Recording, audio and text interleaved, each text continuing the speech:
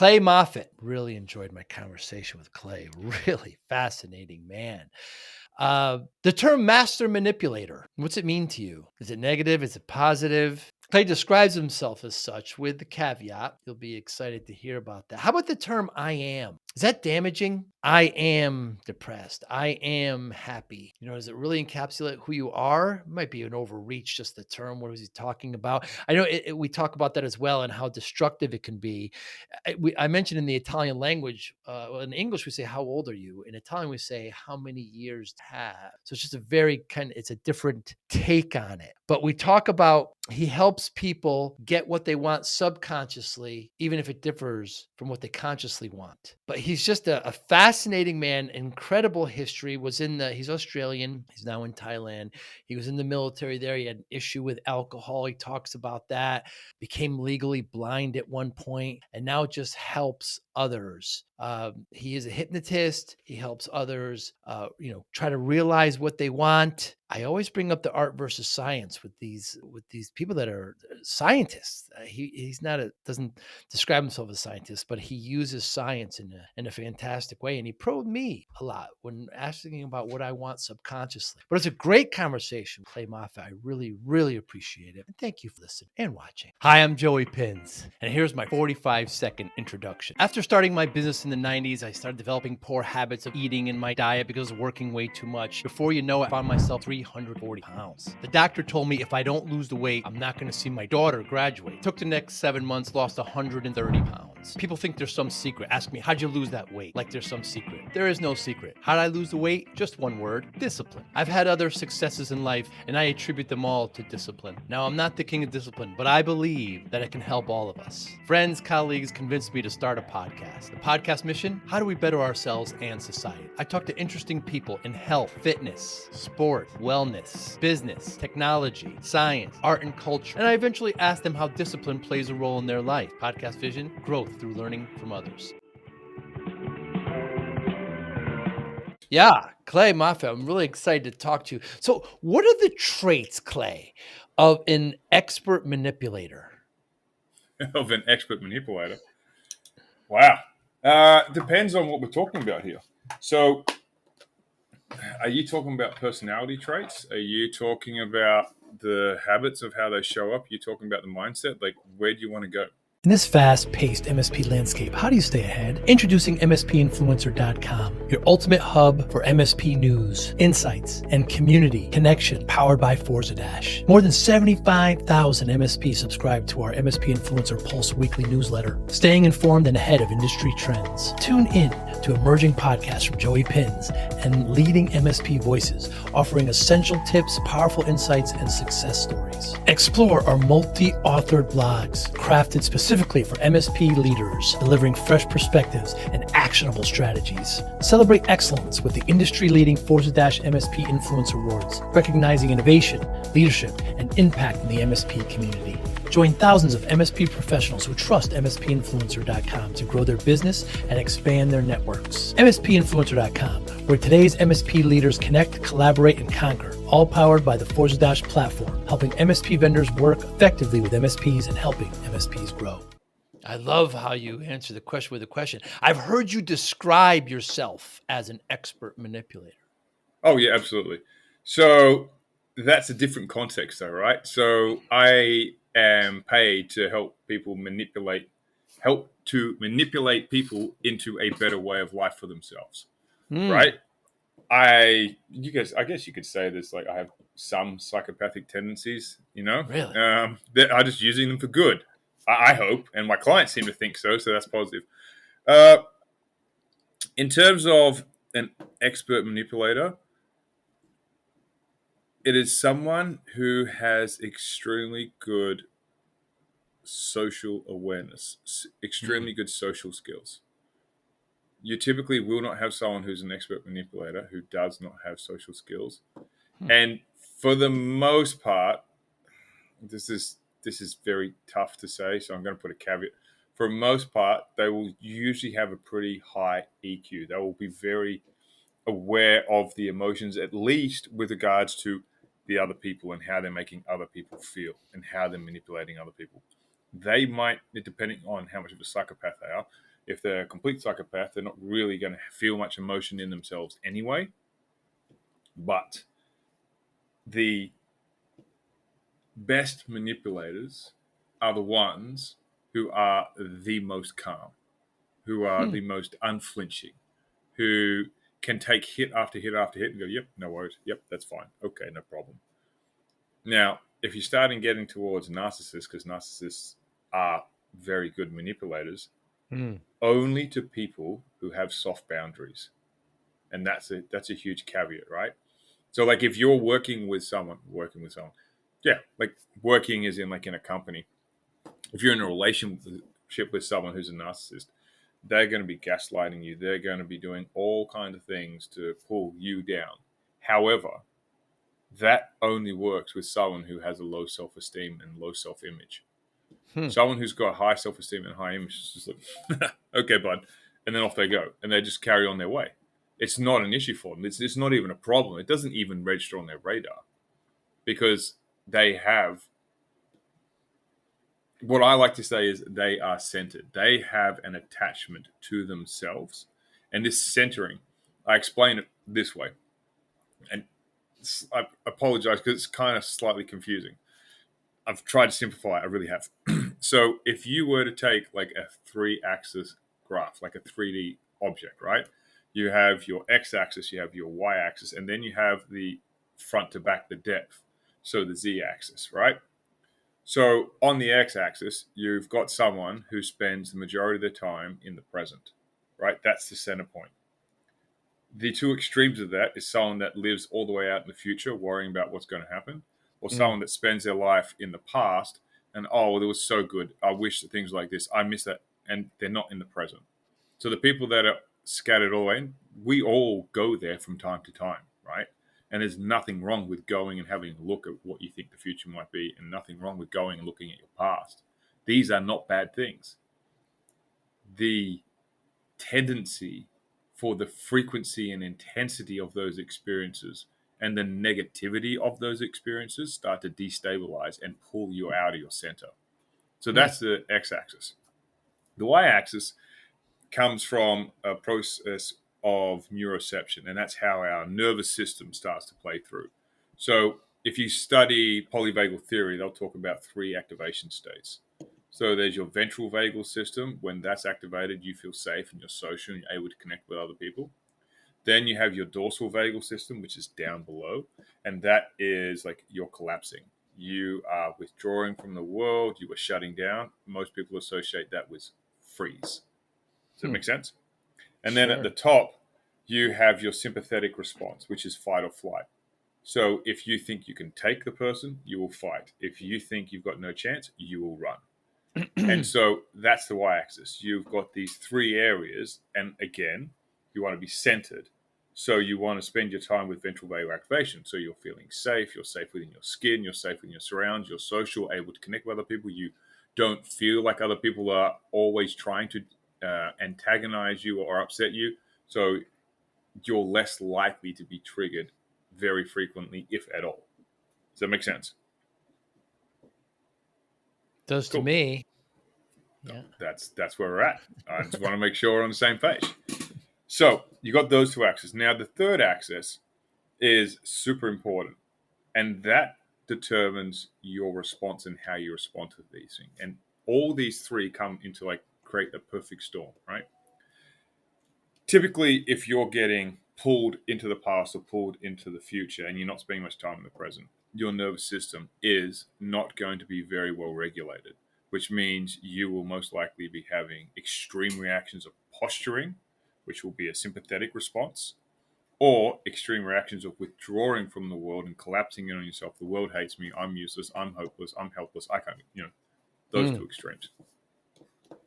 And when you get a frequency and consistency of those responses, what starts to happen is some very cool stuff that you can easily observe in people's responses.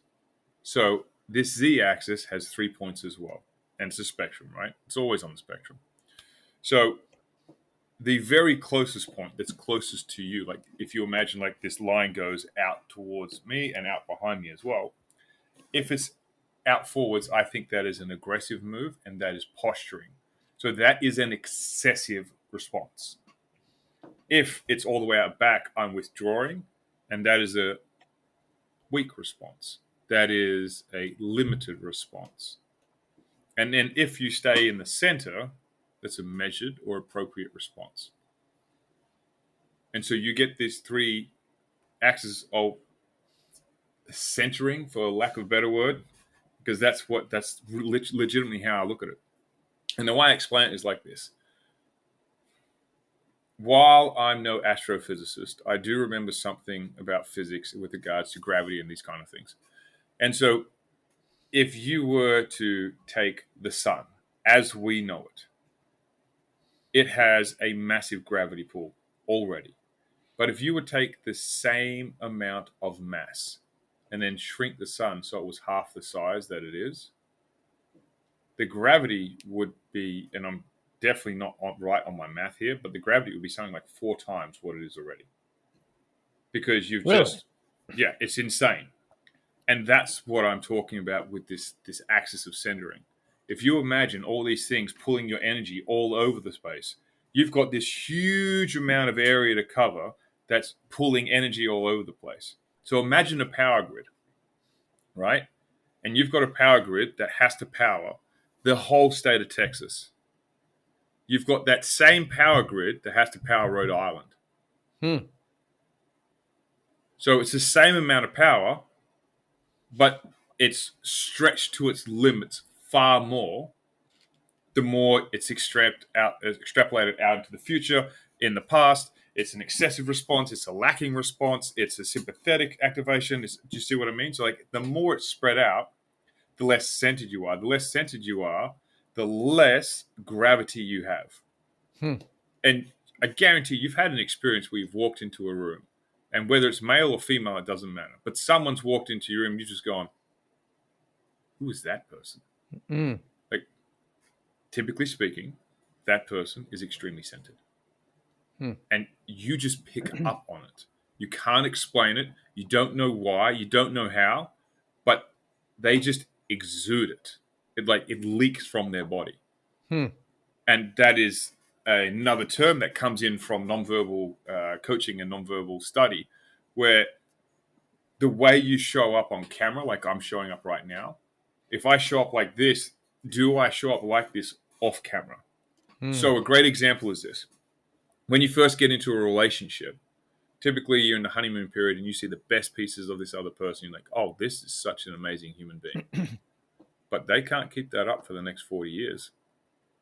Right? And then slowly but surely, things start to not seem as amazing because they start to not put as much effort in. And they don't take care of themselves in the same way. And they don't go to the gym as much. And then they aren't as adventurous, or they aren't this. And like these things just start stacking up. Now, it doesn't mean they're a horrible person, because you do that as well, right? We all do this. But that's the leakage. The leakage is, okay, I'm putting in so much effort to be this person, but my baseline is not at that level. And so it's taking a lot of conscious effort. Does that make sense? Yeah, it certainly makes sense. But this seems like a sliding scale to me, Clay, because you can be at different points in this paradigm, many points of the day, Oh, correct? yeah. Yeah, absolutely. Yep. It's constantly shifting. Oh, yeah. Because It changes every context. I feel like I'm very centered, but yesterday I had an off day. I had some bad news, and I just wasn't as so things, environment happens, things uncontrollably happen that can move it Of around. course. I would not argue that at all. Yeah. And here's the defining point. Where are you consistently? Are you consistently centered? Averaged. Is it most of the days that you're extremely centered and you're moving forward? Or is it most of the days that you're finding yourself pulled across and you're pulled out here and pulled there? And so the idea is to gauge on how you would typically show up. So in the military, they often talk about you do not rise to the occasion, you default to your training. And Mm. that's why you drill and you drill and you drill and you drill. Right? In the Navy, over and over and over again, fire drill after fire drill. We had fire drills almost every single day. If we didn't have a fire drill, we had a toxic hazard. If we didn't have a toxic hazard, we had something else. And we're drilling. Wow. Why? Because if something happens, you don't want to be thinking about what you need to do. You just want to go and Mm. do it. Mm. Right? Like the first 6 months that it took you to learn to tie your shoes, you had to consciously think about it. Once you've got it, you've got it. You don't even need to think about it. And so that's the idea. The idea is how your habits, how is the way that you're showing up? How is your default responses to life, to work, to yourself, massively important, which a lot of people like underestimate and don't even include a lot of the time. Hmm. How are those things showing up for yourself? And what is that at its core? How centered are you around that? What's the average? Hmm. I heard you say that you help people get what they want subconsciously versus what they want consciously, or help them match. How do you discover what somebody wants subconsciously? So there's a couple of ways. A lot of the ways is through elicitation. So figuring out what their values are, discussing what it means. So, for example, uh, okay, let's just do this. You happy to role play with me for a second? Sure. Okay. So we're having a conversation, right? And you said a moment ago that you really enjoy this podcast and you get a lot of value out of this podcast, Yeah. right? It's like a personal project for you to learn everything that you want to learn, Mm. right? Okay. So then the first question I'd have for you is like, what is important for you about learning from people that you think would be interesting or have something of value for you? Like, what do you get from it personally? Perspective. Perspective? Can Yes. you like expand on that? What do you mean by I, perspective? I not only enjoy what people have to say, but how they say it and their angle at that, their perspective. So, what do you enjoy about it? Do you enjoy that you get shown something that you might not be able to see, and then that changes something for you? Do you enjoy that it just shows you something different? Like, what do you get from it? Yeah, all the above. I enjoy I tend to think incorrectly that everybody thinks the way I do. And obviously that's wrong. Right, And I say that with my tongue in my cheek, of course. But I enjoy saying, well, I never thought of it that way. I like to right, think, Clay, that I can change my mind on any given subject, given new evidence and given new perspective. So I'm an awesome. eternal learner. That's wicked. That's amazing, and I totally understand that. And that that's actually a really that is why a your podcast is so successful, and b why you keep showing up every day because Hmm. there's something very deep and internal that's going on for that. So when you have this perspective and you're getting these shifts and you are learning this process, what takes place as a result of that, of you getting these perspective shifts? Increased awareness. Um, I still fall short though, Clay. I still What do you fall mean? short. Well, in relationships that I have, I don't see certain perspectives and loved ones that I have. I just didn't account for that perspective, and I miscalculate. It's constant improvement and betterment of myself. Eternal Right. learning. If I'm not learning, I'm dying. Awesome. So it would be fair to say that growth is a massive part of your life. And for you to Mandatory. establish growth, you need to see other people's perspectives so that it can show you and pinpoint potential flaws in the way that you think and the way that you show up so that you can have that growth and continue to provide growth to yourself and then obviously to the people that you care about. Would that be I don't know fair? about the term flawed, but just different. Different. Fair enough. More than fair. More than fair. And with those differences that you start to notice, what does that do for you? Like, where do you go from there? Well, it makes me happy. Um, like I say, I want to keep learning. I just want to keep learning. I can't imagine a time where I'm not. So it makes me happy to understand their perspective. Not understand, just enjoy it. Because a lot of times I just simply don't understand someone's perspective. They can explain Right. it. I just can't see how you can get there. But I certainly enjoy you sharing that with me, and I enjoy it. Perfect. So it's all about the process, Perhaps. because it doesn't really matter to you if you actually get their perspective. Mm-mm. It matters to you that you can extrapolate it and enjoy the process of learning. Okay, I can see how you got there. Doesn't mean I'm going there. And that's cool that you got there. And I can respect that. And it's different. And that's okay. Hmm. Right. So, Yes. right now, it would be fair to say that if there is a guy that I know who is possibly one of the most fascinating people when it comes to perspectives and how the mind shifts and understanding the neurological and psychological mechanisms that create these perspective shifts Hmm. so that you can start to look inside yourself and connect with yourself in a way that just opens the door to an insane amount of internal learning that allows you to understand yourself and therefore understand the world in such a profound way that just opens doors that you didn't even know were possible. Would you like me to introduce you to him? Sounds fascinating. Right. So what I just did then was I elicited your values and I just explained your values back to you. Hmm. And you were like, okay, all these things make sense. And I'm not trying to be snarky or smart, but that's how you elicit values, right? You show a genuine interest in what's important to the other person. Hmm. And by showing it, because I'm massively curious about people that run podcasts. I'm massively curious about why they do what they do and Hmm. why they have their shows. So for me, it's fascinating. So I'll usually go and list the values on every single podcast host that I do, just because Hmm. I am as much fascinated as you are. And by eliciting values, you can start to get the labels. And if you notice, we were going back and forth, and I was prying for more information while giving you information, and then you corrected me. Like, no, no, no, it's not that, it's this. And so what I was doing back then is I was starting to figure out what it actually meant. Hmm. So, for example, let's say that we both value freedom, right? That's something that's highly valuable for us.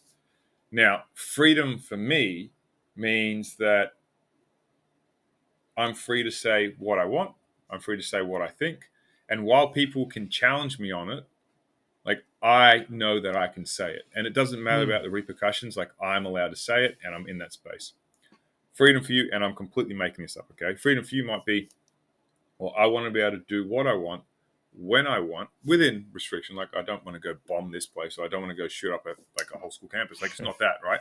But I want to be able to do what I want when I want on my terms without anyone telling me, no, I can't do it. So we both say we want freedom, yet what Hmm. freedom means to us is completely different. Hmm. And this causes a lot of relationship breakdowns, Hmm. because a couple will get together and they say they both value love in a relationship, or they both value trust in a relationship, or they both value kindness in a relationship.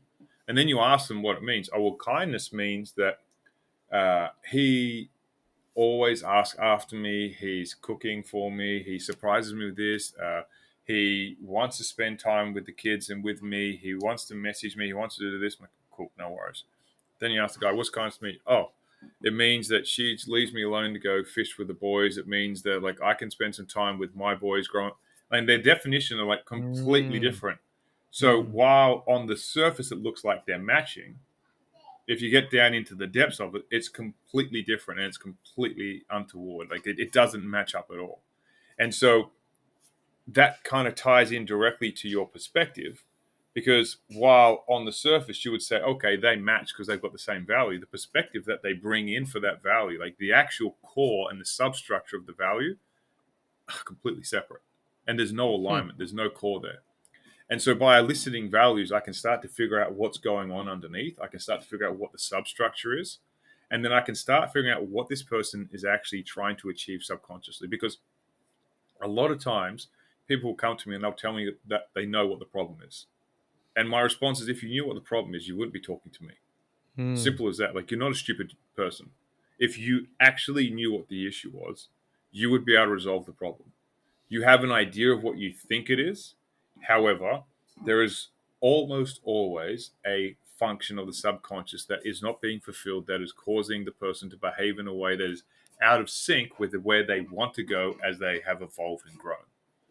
Hmm. So, a lot of times, uh, I can give you a personal example. So, I had a problem with alcohol. I wasn't an alcoholic, I was just an idiot.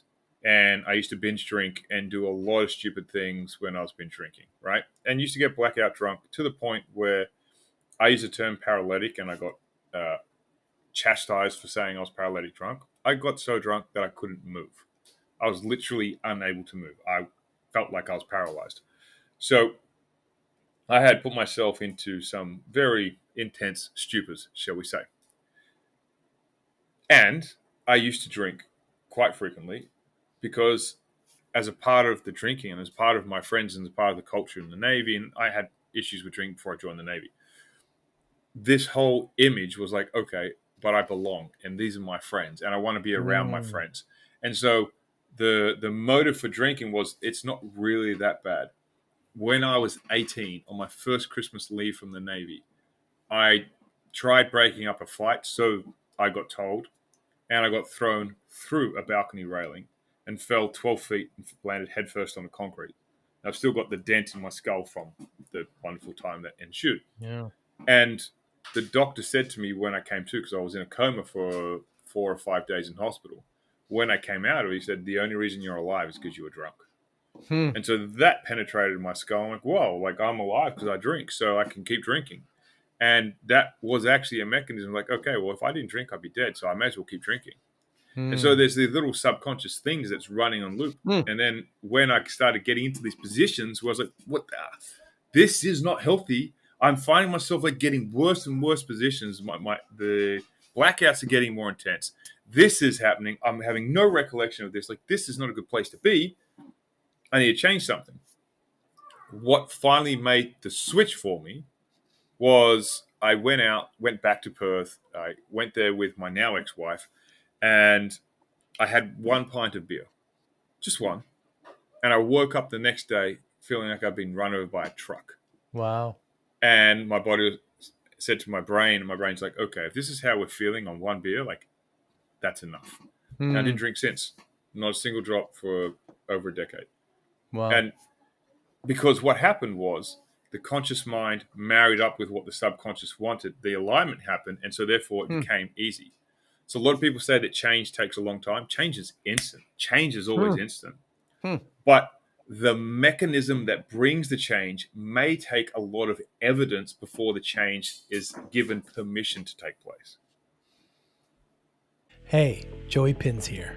Want to take your podcast experience to the next level? I'm excited to invite you to become a YouTube member. It's the absolute best way to support the channel and enhance your connection. Join our amazing community and unlock the incredible perks, custom loyalty badges, exclusive emojis, and priority comment replies. Your voice will always stand out. Be the first to watch new videos with early access, receive special membership shoutouts, and get exclusive behind-the-scenes photos and updates. Dive into content available only to our members, special videos, deep dives, and insider perspectives. Engage directly with me. Suggest podcast topics you want to hear, and even get personalized video shoutouts. Hit the join button right now and become part of something special. Let's build this amazing community together. I can't wait to welcome you as a new member. Join the Joey Pinz family today.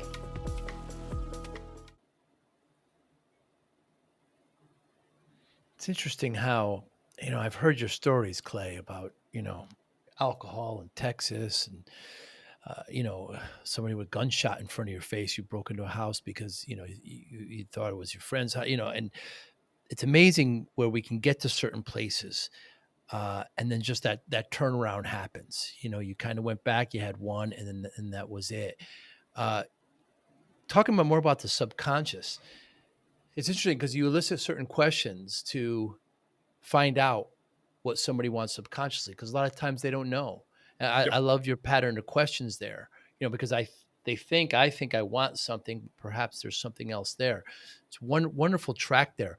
What's wrong with the phrase "I am"? There's a lot that's wrong with the phrase. There's also a lot that's right with it. The thing that's wrong with it is that it's going to sound geeky for a moment, so please forgive me on that. It is the process of you being you frozen in time. Hmm. So when you say I, you're referring to your entire collective experience, depending on your beliefs, this time round, this life, whatever you want to call it, I don't mind. From the time you're born all the way to your present age, that is I. Hmm. So that then brings along all of the junk that you've collected, all the beliefs that you've associated, all of the garbage still into the present day that you are still that person. But you're not. And it's complete evidence that you're not. You can wipe your own bum. You can drive a car. You can drink if you want to. You can get on a plane. You can talk to people. You can learn another language. There are so many things and capabilities that you have available to you now that you did not have way back then. You're self-reliant. You can look after yourself. You can run businesses. You can build tech. You can do so many things. Yet, when we talk about I, we talk about everything by default, not because we want to, purely because how long have you said I? My son is 3.5 years old, and he says, "Papa, I want this. Papa, I want that." So he's been speaking since he was around about 2, talking about I want this, I that. So he's already got 2 years worth of, or a year and a half worth of eyes, and he is exceptionally different now to what he was when he was 2. And he's going to be even more different when he gets to 10 from when he is now. But because he is saying I, it just freezes everything and locks everything. It's kind of like a relationship. So if you talk about being in a relationship with someone, you say, how's your relationship? Do you think about it just in this exact moment? No. It expands out over the entire relationship. But what is it? It's a process. What is the process? It's the process of relating to a specific person. And really, the question is not how's your relationship. The question is, how do I want to be relating to this person at this moment? Because you can't change anything else that happened before, and you can't change anything that hasn't happened yet. So the only relative thing is to how is it going on right now? Clay, for about the last minute and a half, your voice was coming in and out. There's a bad connection. You started talking about your son, didn't hear one word. Oh man, that sucks. I'm sorry. I have no idea what's going on. Let me go ahead and just go and check You my mentioned your internet. son was 3.5, and then nothing was coherent after that for a good solid minute and a half. Man, I've even got my best in connection going. I'm checking it again now. Yeah, it's happened a couple times during the conversation. But go ahead. Please can start there where your son's 3.5. All right, cool. So we should be back on. So my boy's 3.5, and he, in this moment, is and has been speaking for around about a year and a half. Hmm. And so with that, he has been saying I for at least a year and a half. And his Hmm. capacity for language and for his understanding of himself and his environment, how he responds to things, is night and day different from 3 months ago, let alone 18 months ago. But he keeps talking about himself as I. Now, we don't have another way to reference to ourselves, right? Which just doesn't exist in English. So the issue is when we start talking about I, we start freezing all these memories and we start collecting everything. We collect all the behaviors, we collect all the beliefs, and they get dragged through everything unconsciously.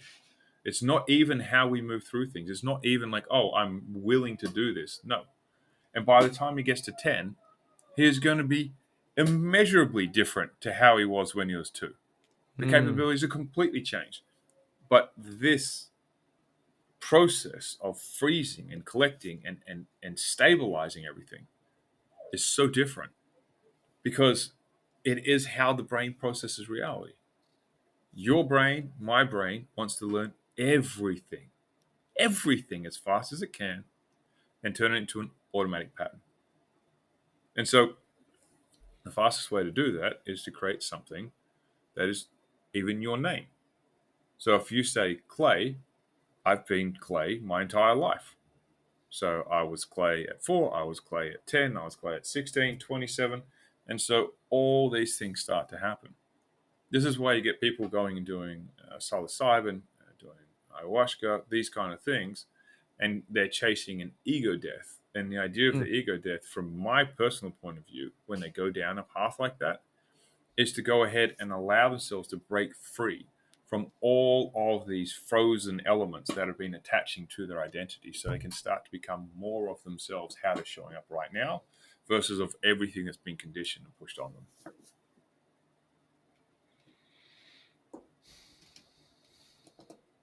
You know, my father's Italian, and when I'm there in Italy, it's improper. It's shouldn't say improper, but it's not polite to ask what somebody does for a living because they don't want to be associated with their occupation because they just do it to live. They don't Right. live to work. They work, um, not the case here in the States. It's always really the first thing. So we commonly say, I am an architect. I Right. am generally when I'm asked, by the way, Clay, sometimes I'm asked, but when I ask, who are you? My first quick answer is, well, I'm the father of my two great daughters. That's a good But to answer. be, but to be identified, like how do I identify you? It's really, I don't know. I don't know if it's the fault of the English language or the culture. I'm not quite sure, but it is a trap. It is most certainly a trap. I'm going to mess up his name. His last name's Kozlowski. He,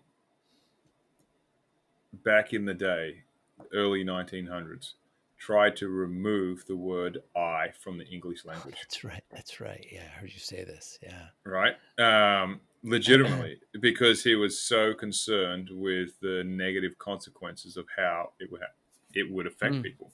mm, Right? If you start looking, people start labeling and identifying themselves as their feelings. I am depressed. I mm, am happy. mm, I am the president. I am a janitor. And so they're creating all these constructs of this identity of like who they are. But they're just things that they do and things that mm, they experience. And that's like saying, okay, I am a skydive because that's an experience, right? I am a wave because I surfed a wave, but I'm not those things. mm, mm, But people do it as a default. And so a lot of people, they'll say like, oh, so what do you do? And I will never say I am a coach. I'll never say I am right. a this. I'll say I study nonverbal behavior, and I typically help people with behavior analysis, leadership, trust, and working through communication issues, both internally and externally. Hmm. Like, oh, so like you're a coach then? I said, well, I mean, I do coaching, I do hypnosis, I do multiple things. Right, but what are you? Mm. I, I'm many things, and Impress. like, I'm not even trying to be like a Right. smart ass, but I'm Right. like, I'm not going to give you this answer like, oh, I am an engineer or I am this. Like, that's it's not my shtick. Yeah. It's not going to happen. Yeah. I'm sorry. I did the same thing. Even, I think in English we say, "How old are you?" In Italian we say, "How many years do you Years do you have?" have? Yep. Same as Portuguese. Quantos anos So você tem? yes, same thing, and Yep. it's this very different phrasing. I am not my age. I have 56 years, but it's not my. It's very interesting the perspective there. Clay, you wrote a book, Mm-hmm. the Trust Trap. Stop screwing yourself over and rewrite the rules of the game. What do you want readers to come away from with the book? I heard you say you don't want a master class. You don't want to add all these things on. You want to give everybody kind of the straight dope, man. Just here's everything in a book. You're gonna love it. So, if there was like one takeaway, I got asked this a while ago. If there was one takeaway, I mean, it's very hard to say because everyone's coming from a different lens. So, the one big thing would be that if if you can change the way that you build trust, that you look at trust, you'll change the way you build everything. Mm. Because every relationship you've had, you have, and will ever have is built upon trust. Yeah. Because you either trust someone or you don't trust them. And if you don't trust them, then there really isn't a relationship.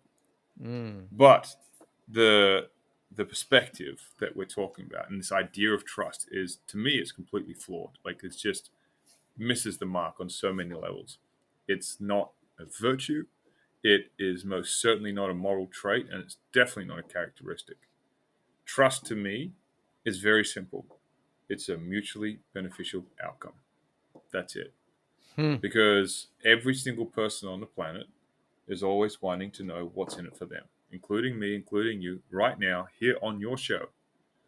I am here because I want to spread this message as far and wide as possible. Hmm. You're here because you think I might have something valuable to offer you, and therefore the listeners as well, as a byproduct of that.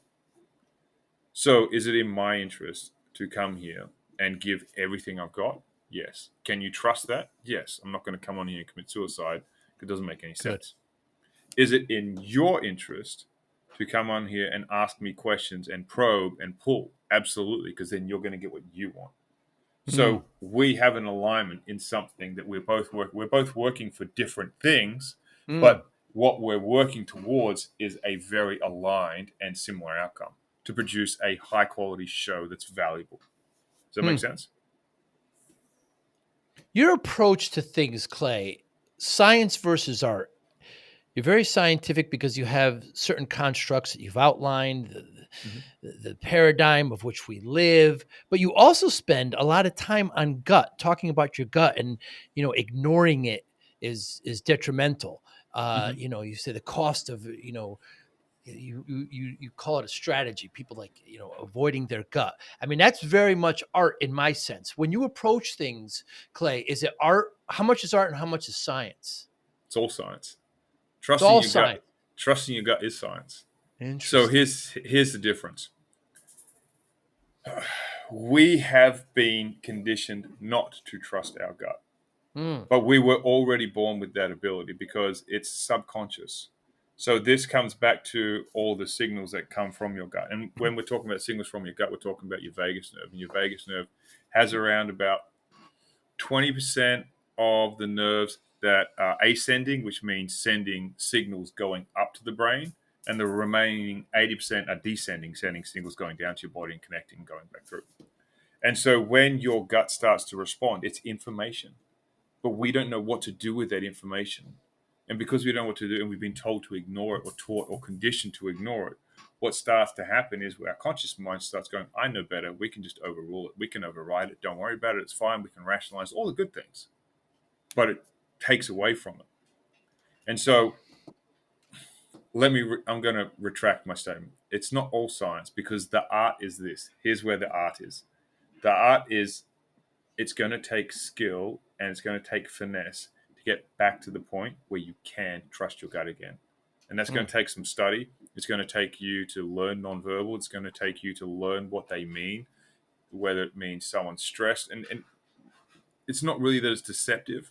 It is that someone is under high stress, which means they're uncomfortable. They don't want to talk about something.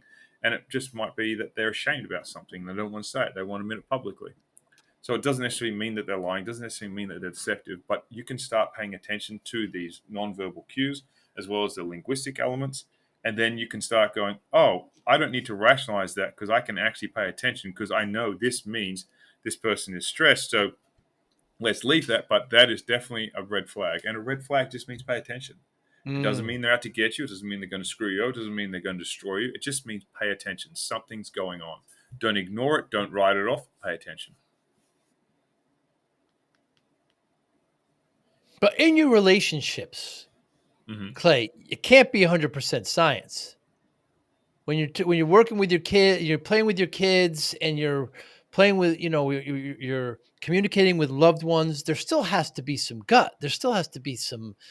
Do you rely completely? Do you fall back on an algorithm? That's a good question. So the first answer is no. And the reason it's no is because I'm a human being. And Yeah. because I'm a human being, I've still got a lot of junk that I need to clean out. And Mm. so until I get all that cleared out, I'm still going to have responses that are less than ideal. Mm. However, the science always comes back in to help guide me in an appropriate response. Hmm. Because sometimes the default response isn't in my son's best interest, or it's not in my partner's best interest, or it's not in even in my best interest. But through conditioning and through the way that things have happened, it has led to me having that as a conditioned response. So, yeah, I do have responses that are less than great. I do have responses Mm. that are fantastic when it comes to being like the art side of things. Mm. Though I don't necessarily see art and science as two separate things. I see them as two Hmm. complementary things. Hmm. Like emotions, for example. My view Yes. on emotions is that they are they're habits. So if you've got someone that has been conditioned to get angry as a response, they learn to get angry very easily.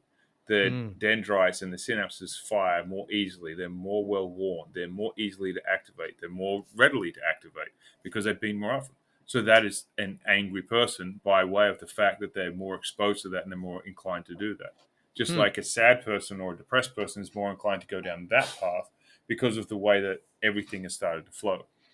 Now, does it mean that they can't change? Nope, not at all. They absolutely can, and they can shift, and they can make changes, and they can start to shift into being a more calm person, or a more patient person, or a more accepting person, or a more Mm. forgiving person. All these things can start to happen, but the science will help accelerate all the art of getting into it.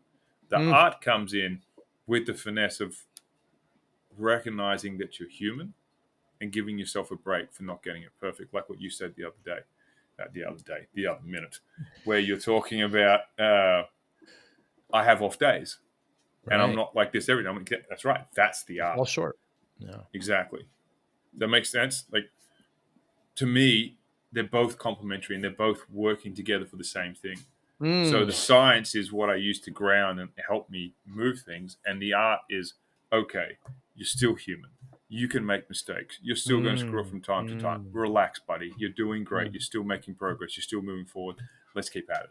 That's where the art comes in. Yeah, that's a great way of putting it, Clay. So, I play golf. So, I'm 150 yards out. There's 5-mile-an-hour winds. There's a low lie. The pin is in the back. All the science is telling me 8 iron. But I just know because I just feeling it. I had a bad stroke the last before. I'm going to use a 7. So I use Mm-hmm. science to kind of calculate and give me everything, but then I let gut make the last decision. Now you're a surfer, right? There's plenty of science in choosing a wave and how you go out, but there is a certain art to say, well, that maybe looks like, but it just looks like trouble to me. I'm going to wait for the next one. You certainly let that come and fall into play. No? You do, except when you just are a glutton for punishment. You're like, I haven't had a Uh, wave for ages. I'm just going to go for it anyway. yeah, And okay. then you get wiped out and taken out Right. anyway. But Yeah. yeah, like sometimes I'm not the greatest surfer. I love surfing. I'm not the greatest surfer. And so the good waves get picked off by the good surfers. So I get left with the scraps. So I'll take it, even though I know it's not going to end well for me. I'll take it just because you never know. I just might be able to do it just this time. It's just this one, Clay, just this one. And then we wipe out again. But Mm, mm. in theory, yes, you are correct. You can definitely tell the difference. In practical application, the skill set is not where I'd like it to be, so Ah, therefore I take the tricks. yeah. Constantly improving. Has there been anything in the last month or so, Clay, that you changed your mind on? In the last month or so, In recent history. um, probably the most recent thing was with regards to like this approach to life that I've got now. Hmm. With regards to the operation and getting my vision back, because that was kind of Huge. yeah, but not as huge as I thought it was going to be. Go into it. So You lost your sight in one of your eyes, please. yeah, so in 2010, I lost the vision in my left eye. So what happened? I was at a concert, walking along, vision lost in my eye. Had an operation, it failed. Had an operation, got my vision back, was amazing. Then developed cataracts. Had the operation, lost my vision again. So Wow. now I only had one eye. Fast forward to November last year, and my eyesight just started getting worse, and it got to the point where it wasn't correctable. And Mm. in the end of December, start of January, it got to the point where uh, I I walked up to my wife at a shopping center and pinched her on the ass because that's how I show Nice. affection. It wasn't my wife. It Huh. was someone the same height, same hair, same black dress, and I could not Awkward. see that badly. And yeah, I got called a pervert. She walked off. My wife saw it, and then whatever. It's what it is. These are the breaks that we hit for. So my eyesight was that bad. When I finally figured out what it was, it took a few months. I saw multiple ophthalmologists because of what happened last time. I wanted to make sure, like, I got multiple opinions, and then I went and found like the best ophthalmologist to help me. I did not want to repeat because obviously the repeat meant no vision whatsoever. So Mm. we figured out that it was cataracts eventually in this eye, which was the same operation that took this eye. So when I booked the surgery, I had a huge sense of relief because I knew what it was. And then within about 72 hours, I had this huge sense of we might never get a chance to coach in the same way that we've been able to coach. We're not Mm. going to be able to go and train sales teams. We're not going to be able to do these things. Like, there's a very real chance. Like, I know because I've lived through it in this eye. So there is a chance. It doesn't mean it's high, but there is a chance. So you said you want to write a book. You said you want to be able to coach. You said you want to make an impact. So you've only got time to do one thing. What are you going to do? So I wrote the book. And in writing the book, I got told by a book coach that I worked with many years ago, it's like, write the book that if it's the only book you can ever write, you write that book. And that's what I did. And through writing it, I pulled out and uncovered so many things about myself. And the massive shift that has taken place. Many moons ago, I used to think that the world's dog eat dog and everyone's out to screw you over. Mm. Now, the shift is no one's out to screw you over. They're just in it for themselves, just like you're in it for Mm. yourself too. Mm. And so the freedom that comes with that no one's like gunning for you. No one's waking up and going, you know what, Joey? Today's your day, buddy. I'm going to screw you over. Just you wait Mm. and see. You're going to get it. No one's Mm. doing that. They're not interested. Like, they've got their own stuff. I mean, aside from the sociopaths and Of psychopaths of the course. world, like, there are going to be a couple of people, right? But the majority of people that you meet have no interest. They're going through their own stuff in their own head and focusing on things. And when that became the operating path, like, okay, so I can just do my thing, align with people that are doing their things, show people how this mechanism works, show them how to rebuild trust with themselves, and just have this amazing thing. And the shift that happened was, for the better part of a decade, I was like a mindset guy and hypnotist. Now I've got something tangible that no one else is talking about, that no one's touched Mm. the surface of. So I actually believe I can make a lot of value for people and provide a lot of value for people and help them transform their lives. So it's been a huge shift. It's been a shift in the way I've approached my relationships at home with my kids. Like, I thought I was always doing fairly well in that regard, but the shift in just how I'm showing up is completely different, Hmm. way different. Like, I'm actually showing up with what's the catch? The corny thing. I'm actually showing up with purpose. Ah. That's refreshing and wonderful sentiment, Clay. So I started my business in the 90s and I was working way too hard, tech firm here in the States in the Northeast. And 14, 16-hour days, you're no stranger to this. And so next thing I know, I'm in front of the doctor and she tells me I'm at 340 pounds. So way, way overweight. She said, if you don't lose this weight, you're not going to see your daughter graduate. My daughter was just born. Scared the hell out of me, Clay. I'm driving home, punching the steering wheel. This is my pie hole. I did this to myself. I can abuse myself all I want, but I have this family now. So, things have got to change. So, the next 6, 7 months, I lost about 120 pounds, kept it off.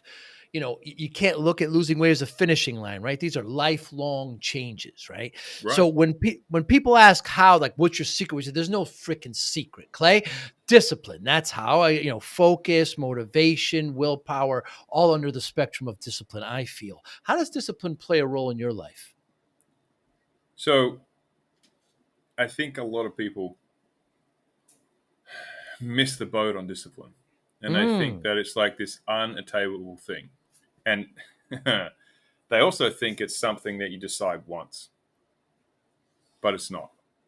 It's hmm, something that you keep deciding every choice of every minute of every day. And it doesn't mean that some days you're not going to make a choice to be undisciplined in some things.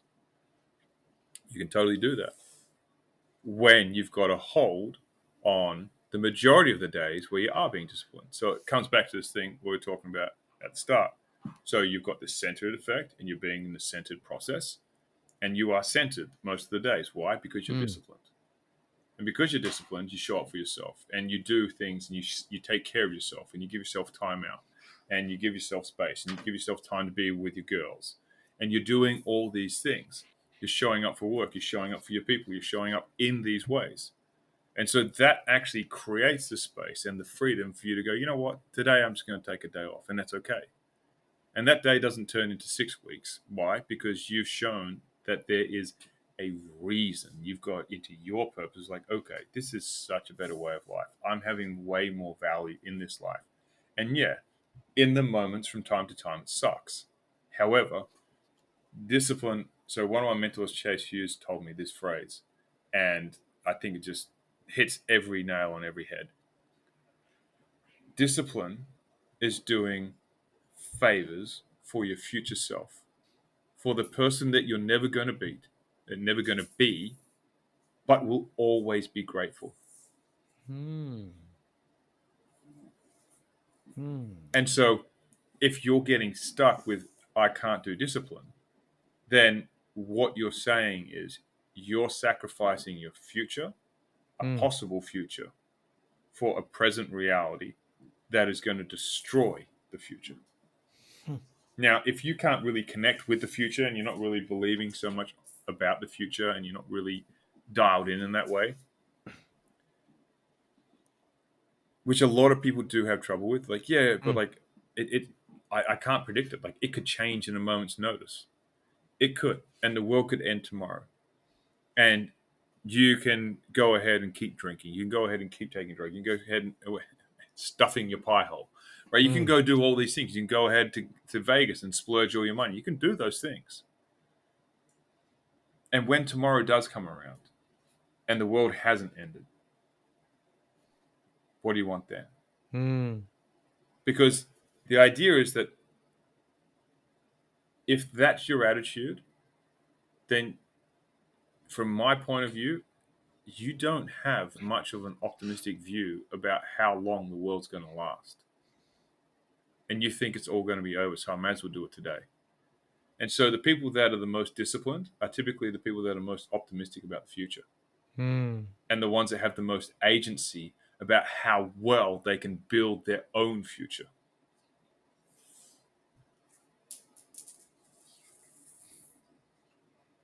Had you always considered yourself a disciplined person? Was it instilled in your household? So obviously you're aware of a gentleman by the name Jocko Willink. Of course. Okay. So I had my own personal Jocko Willink around the house ever since I Yeah, was your father. knee high. Yeah. My dad was ex special forces operator. My dad, whenever I used to screw up, used to say, "You're lucky." I Right. used to get beaten up at school. You're lucky. I got busted legs from playing rugby or football. You're lucky. I got bad grades. You're lucky.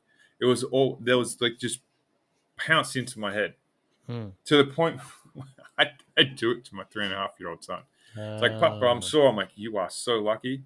How good is it mm, that you have two working legs and you can feel all your toes? You are so lucky. mm, mm, And it's just kind of been passed down. So I don't necessarily know that it was discipline, mm, but that optimism of like, okay, you're going to go through pain and it's going to be mm. okay. You're going to come out the other side, which I think is a form of discipline in and of Yeah. itself. definitely got hammered in there. And it's Mm. probably the I would argue the single most amazing thing that my dad had ever done is just to continue telling me how lucky I was. And Mm. the crazy thing is, when he used to say it to me in front of my friends, I'm like, man, your dad's a nutcase. Like, why is he saying you're lucky? Like, you've broken your arm. There's nothing lucky about that. Yeah. And it it it came from a place where he genuinely meant it. Like, Right. he wasn't being inauthentic. He was like, you are Right. lucky. Like, Right. there are kids in Africa that would kill for this food. Right. Like, look at this food that you've got. You're Mm. so, and like, he Mm. absolutely meant it. He has an immense amount Mm. of gratitude for what he does Mm. have. Mm. Yeah, he would consider himself an optimist and lots of gratitude, whereas others may see it as cynicism. Oh, he is quite possibly, according to other people, the most negative person on the planet. Right. Right. Right? Um, Perspective. he has a very different view because he had an extremely traumatic childhood when Right. he was growing up. Um, he he suffered a lot of mental torture, Mm. and so it had an effect on him. And so he, you could say he's got a jaded view of the world, but based on his perspective growing up, there's nothing jaded about it. That's just how the world is because that's what he was shown. And so, considering all the things that happened, he's actually what I'd argue is one of the most optimistic people that I've ever met. To go through Mm. everything he went through and still look at everything and say, "You're lucky. I'm breathing. I'm good." Like it's a very very optimistic point of view. Mm. Yeah, Jocko always says good. Yeah. Right? Yeah, always says good. What motivates you, Clay? Uh, in what regard? What motivates me for work, for life? Like, what do you Yes. mean? Yes. Okay. Good answer. So I would say the thing that is motivating me in work right now is this mission that I'm on, Mm. right? And it's a mission because I've seen the effect of what it can do for people, but more Mm. so because it's something unique that I think can literally affect at least everyone in the Western world. I don't know about in the Far East and the Middle East because there's different cultures, right? But Mm. definitely, especially in the Five Eyes, the English speaking world, there's definitely elements of erosion of trust. And the way we speak English and the way that the neurobiology comes together with psychology and language all mixes together and it creates this mechanisms like what we've been speaking about. And that has given me a very much sense of purpose to be able to help and show people and wake people up to like this. There's this ability that I never believed that anyone sabotages themselves. I never subscribed to that idea. Like I don't. Hmm. I just don't. Because if you start to understand, you peel back the layers of the subconscious, you'll see that there's always something positive that your subconscious is trying to do for you. So, Hmm. regardless of whether it's like you're force feeding yourself a box of donuts a day, and in doing so, you're doing that to try and fill an emptiness you have inside yourself, then you're doing it with a positive intention. You're trying to fill an emptiness inside yourself. Mm. Now, the resulting effect of it is absolutely horrible, but the reason you're doing it. When I was drinking alcohol, I was doing it because I was trying to fill something that was wrong with me. And I was trying to fill it. There was a very toxic way of doing it, but the brain was trying to do something positive for me. So it's not trying to sabotage me. It's trying to, it doesn't know, it doesn't have a better solution. So it works with what it's got. That's not Mm. sabotage. Now, when I started really diving into the neuroscience and everything kind of pieced together, this this glitch that exists, like this perfect storm that came together, is the closest thing to self sabotage that I've ever come across. Huh. Huh. And I still wouldn't call it self sabotage, but people are blind to it. It's so obvious because as soon as you spell it out to someone that the way that trust works and the way that you freeze this. So when you meet someone for the first time, you may trust them, you may not. But over time, you start to get to know them. And then you're like, you know what? Joey's a trustworthy guy. I can trust Joey. He is a good guy. And what that does is, once that happens, you've accepted them as safe. Your nervous system responds as safe. It's a safe person to be around. Okay. It creates a static image that is automated because you've learned it as fast as you can. So now I don't need to constantly be paying attention to Joey because Joey is safe. So I can spend my energy on other things that are more important because I've marked him as safe. And so what starts happening is then the behavior starts deviating. Our goals no longer align for whatever reason, not because either one of us is trying to screw each other, but because they just no longer align. And so my behavior starts shifting, yours starts shifting, and we're not really in the same. We're like, oh, no, he would never do that. Nope, Joey solid. Oh, Clay would never do that because like I trust him, he's good. And so we start seeing all these red flags coming up that there's a split coming on. It's a deviation, but we start overruling it. And this is the thing that drives me so much because in a lot of marketing, right, they always tell you it's not your fault. And for once, it's really not your fault. Like it isn't. Like it's this perfect storm of things that you had absolutely no control over. None. Not a single bit. But the way that they've been architected together through language and through our evolution and through the way we survive, it creates this mechanism that's just insane. And so that is the thing that gets me up and makes me want to help people and makes me want to show people. And there's a whole bunch of tools and mechanisms that I've been like putting together. Like it's just getting this out there is the thing that motivates me. That is the professional side of things. The personal side of things is that I've got the little human who I swear to God I just saw him running around. So being the best possible example I can be for him. That absolutely huge motivator. Like possibly number one. Continue working on myself, continue showing up for him, being there for him, being the best role model I can, and trying to be as kind as a human and as compassionate as a human being as I can be. Because compassion is something that I had to learn as an adult because I did not have any of it as a kid. Want to show your love for discipline, inspiration, and the Joey Pinz podcast? Now's your chance. Introducing the brand new Joey Pinz merch store, where style meets discipline. Choose from premium apparel, cozy hoodies, stylish hats, durable bags, and your new favorite coffee mug, all featuring the iconic Joey Pinz logo. Perfect for podcast fans, discipline enthusiasts, or as unique gifts for friends and family. Every purchase supports the Joey Pinz Discipline Conversations podcast, helping us continue to inspire greatness and promote positive change. Visit joeypins.com/store today and wear your discipline proudly. Joey Pinz merch. Wear it, share it, and live it.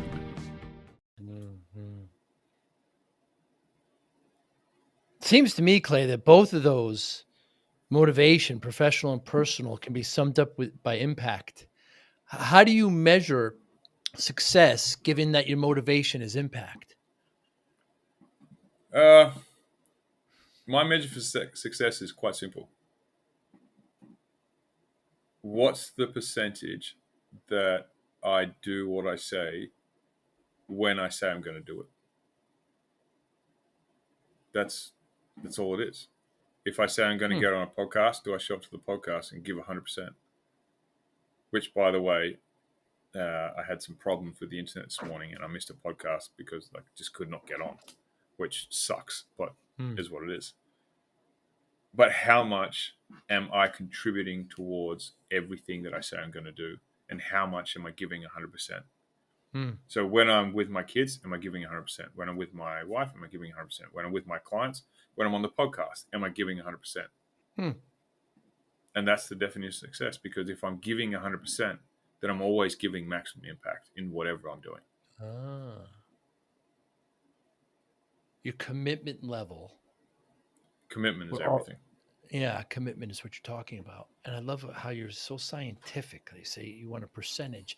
And again, so you feel that commitment drives impact. They're actually quite related. That's fascinating. So just off there for a second, just to riff.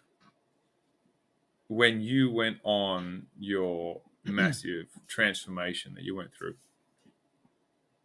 how committed were you? Well, the thought of I've always been an athlete, right? And let myself go. And the wonderful thing, I was in my 20s. So the wonderful thing about the human body is that it just adapts. So I didn't Oh feel yeah, it, it's wonderful. I was, 46-inch waist. I'm now 32. I have pictures of like all the clothes I threw out. And of course I would see my friends and, punch them and, say, hey, why didn't you tell me I was overweight? Kidding, of course, yeah. but my true the come to Jesus movement, and my doctor knew exactly what to do to pull me, Yep. and she would years later I would go see her, recently, and maybe I gained a few, and she goes, "What's the matter? Is the Peloton broken?" So she knows how to get at me. But the thought of not being around for this newborn was just the turning point, right? Because you don't realize the male has so little to do with the birth of a child, and It's uh, everything after. everything after post, yeah. But so that was the motivator. So uh, I didn't tell anybody, Clay, that what I was doing, but I changed most of my habits. I But you still had it. you don't need to tell anyone to be 100% committed, though, right? That's exactly right. I didn't want the accountability. There are certain items, the things in life where you want some accountability. This is all freaking mine. I'm doing Yeah. this. I got myself here. I'm going to take myself out. That's the Right. way I looked at it. So that was, but I guess there was accountability because the doctor knew how to get at me and she did it. So perhaps that was the motivation I need. But that was a wonderful turning point, and I still use it to this day. Um, what's next for you, Clay? Great question. I'm not entirely sure. I'm in the process of applying for a TEDx talk Uh, because, like I said, I'm committed to getting this into as many heads as possible. Um, After that, potentially writing another book. I don't know. I've had someone try and convince me to go and do a podcast, but I don't know how to do that. I don't know if it's what I'm going to do. I really don't know. Just continue to develop, refine, enhance the message, enhance the tools that help people can define trust, that can build trust, develop processes and tools to help people create structural and neurological shifts inside their brains so that they can have lasting permanent change and like make things easier for that. Things like that. hmm. Be there for my kids, be there for my missus. That's about it. Well, I'm glad we set this up. I enjoyed learning about you. I really enjoyed talking about you. I love what you're doing. I love that you're helping people. Many people can find truth in themselves and help themselves, but it takes a remarkable person to get that knowledge and try to help others. I think that's the difference between an unremarkable and a remarkable person, in my humble opinion. Clay, thank you so much for your time. Anybody want to get in touch with you? How can they do so? The best way is email me, go@claymoffat.com. And the other one, the platform I'm active most on is X, and that is at Moffat Clay. Clay, Clay Moffat, Moffat. We'll make sure to put it in all the show notes. Clay, next time I'm in Thailand, love to get a cup of tea with you. I'll take you up on that anytime. You be well, my friend. Thanks so much. Thanks for having me. Thank you for listening and or viewing Joey Pinz Discipline Conversations. Please share this episode with one or two of your friends who you think may benefit from the episode. Our website, www.joeypins.com. There you'll find lots of resources and you could join our mailing list. Please follow us on all our social media, Instagram, Twitter, and Facebook. Podcast information, the video version of our podcast is on YouTube. Please subscribe. Audio is on all major podcasting platforms. Please follow them. And if you like it, please consider giving 5-star rating. Would really appreciate that. Thank you again for listening or watching Joey Pin's Discipline Conversations.